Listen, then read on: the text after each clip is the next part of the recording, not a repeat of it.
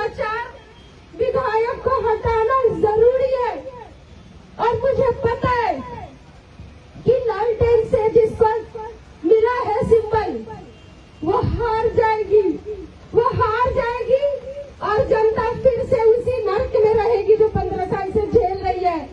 उसके जीतने का तो सवाल ही नहीं उठता, उसकी बात ही हम क्यों कर रहे हैं। अगर जीतना होता तो पूर्वे जी, उनके ससुर जी, वो 2010 का भी चुनाव जीतते ना, 2015 का भी चुनाव जीतते ना, लेकिन वो हारे।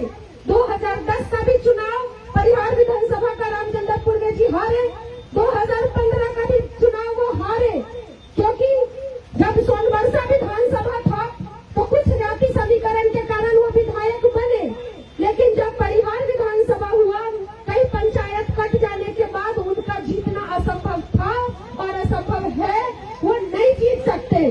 अगर वहां से कोई जीत सकता है बीजेपी के अलावा, तो वही जीत सकता है जो जातीय समीकरण की सीमा को तोड़ दिया हो और सबके दिलों में बसने का काम किया हो, बिना जाति पाति धर्म भेदभाव को देखे बिना एक होकर के परिहार के लिए खड़ी रही हो।